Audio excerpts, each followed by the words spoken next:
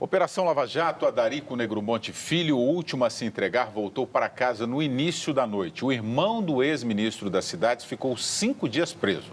Acusado de participar do esquema do doleiro Alberto Youssef, Negromonte fica proibido de deixar o país ou mudar de cidade sem autorização da Justiça.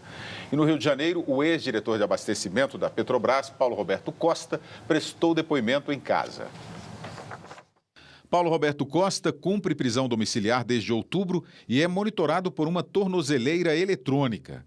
Agentes do Ministério Público foram até a casa dele, na zona oeste do Rio de Janeiro, para apurar informações sobre outro investigado.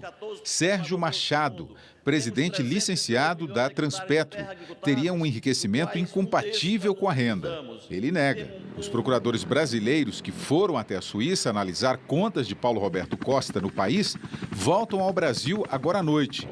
Eles vão trazer o que chamaram de caixa preta das investigações. Documentos e extratos que provariam o envio de propina tanto de Paulo Roberto quanto de outros acusados para bancos no exterior. Em Curitiba, 4 pessoas prestaram depoimento, entre elas o doleiro Carlos Habib Chater. Ele é dono de um posto de gasolina, uma casa de câmbio e um lava-jato em Brasília, que serviriam para lavar dinheiro desviado da Petrobras. Foi esse lava-jato, inclusive, que deu nome à operação. E o lobista Fernando Baiano, apontado como operador do PMDB no esquema, teve o segundo pedido de habeas corpus negado hoje. Então, qual é o critério que se usa para a soltura desses acusados? É o grau de envolvimento? Na verdade, a lei exige o que se chama de cautelaridade, ou seja, para que se prenda uma pessoa durante um processo, antes dela ser julgada, essa prisão precisa ser necessária para proteger o próprio processo, ou seja, para que não hajam testemunhas ameaçadas, para que não existam provas surrupiadas, para que a pessoa não venha a fugir. Em alguns casos extremos, quando tem uma repercussão pública demasiada quanto à ordem pública, o que eu pessoalmente sou contrário, mas ela precisa ter essa cautelaridade como uma proteção para o próprio processo. Este é o critério, William, que deve imperar.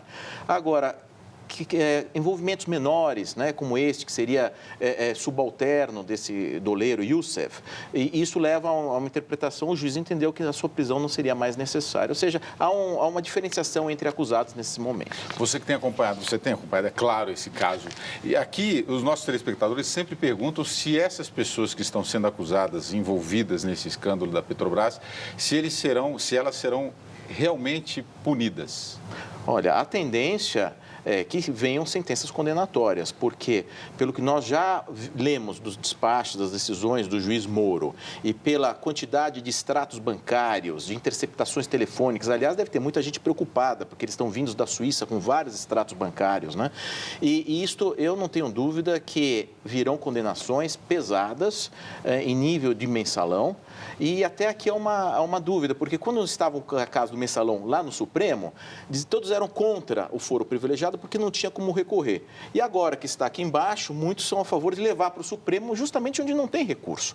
E esta questão será uma das grandes decisões que se aguarda neste processo, se ele continuará em Curitiba ou se ele irá para o Supremo Tribunal Federal. Mas por que os advogados estão usando essa estratégia de levar para o Supremo? Que acha que lá vai ser mais fácil a defesa? Aí é a convicção de cada defensor, não é? E por vezes, se houver ligação de parlamentares, realmente deve-se usar o critério de prevalecer o Supremo, que foi o critério do mensalão. Agora, nós sabemos que o Supremo pode errar e acertar por último.